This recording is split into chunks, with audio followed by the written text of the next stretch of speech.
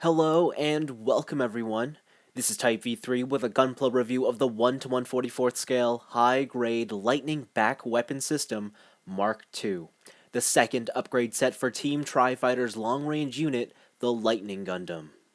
This kit is comprised of 4 plastic frames that range across 3 colors. There's no stickers or polycaps included. I'll be straight with you, the build is mind-numbingly boring. There's nothing of interest to point out here. It's all snap-fit and employs basic building concepts. Thankfully, because of the low part count, assembly is ultra-quick, lasting at most 30 minutes. The only precaution I will note is the very poor gate placement. You may want to break out the sandpaper to help clean up those nub marks. Upon completion, you're presented with the Lightning Back Weapon System Mark II in support mode. It's a nifty looking craft. Unlike its predecessor, I do enjoy that this booster isn't wafer thin, and has a bit more chunk in its design. Though, that huge cannon up front is a tad shocking. Despite only using 3 colors, the parts separation does an admirable job at keeping things from looking bland. In fact, the majority of the booster is spot on in terms of animation accuracy. From my observation, only the green lens on the main cannon needs to be painted in. On top of that, because of the dark colors, panel lining will have minimal effect too. So if straight assembly is more your thing, this kit may be perfect for you. The Mark II booster measures about 6 inches in both length and width, not including the main cannon. Direct comparisons with the original LBWS only emphasize the increase in mass more. However, unlike the Mark I, the Mark II carries almost no additional features in this mode. At most, you can swivel and pivot the side thrusters for some playability, but that's it. I'm also disappointed that the missile bays cannot open up. Of course, this is a relatively meaningless complaint as the main point of this kit is its combination feature with the HG Lightning Gundam. Docking the booster is fairly simple. Remove the undercarriage thrusters and the main gun. Flip back the cockpit section and then peg the whole thing onto the Lightning's back. From here, adjust the cannons and reconnect the thrusters. As for the main gun, you simply connect that to the rifle body that's already included with the HG Lightning. All combined, and the final result is the Lightning Gundam full Burnern. As someone who wasn't originally a fan of the Lightning Gundam, I have to admit, the combined mode is fantastic. The Mark II booster definitely seems to be in line with the Lightning's design scheme more so than the previous Mark I. Things also appear proportionally in line with the animation model, so no worries there either. Outside of aesthetics, there's not much else to say about it. Although, like a proper full Burnern Gundam, it's quite back heavy, so I recommend using a stand for display situations. Articulation on the Lightning Gundam is largely unchanged. I mean, this huge backpack does not impede anything.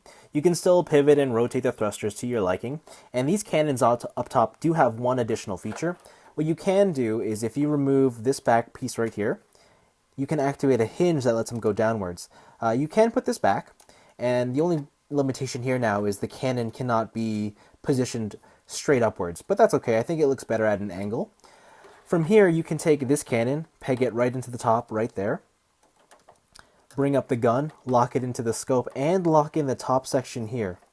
And now you have the Lightning Gundam in his signature sniping pose. And what I like about this is it's very secure, and it actually acts as a brace for the huge weight of this gun, and it works out really well.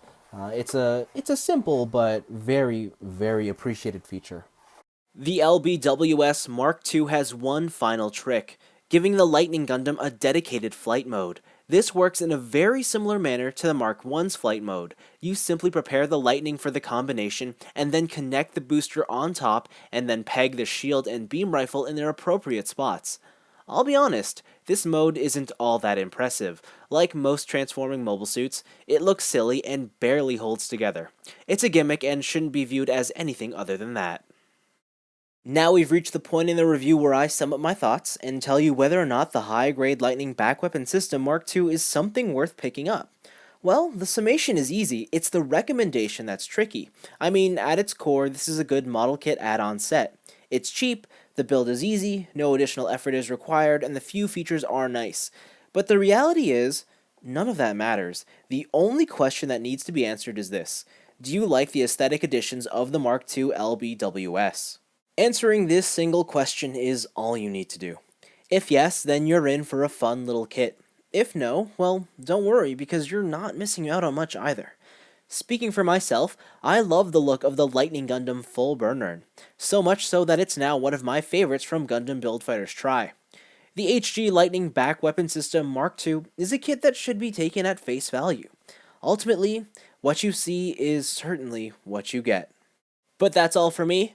Thanks for watching, and let me just say that there are stars in my eyes and my heart's been won over, because the final Team Tri-Fighter upgrade looks to be like the real deal.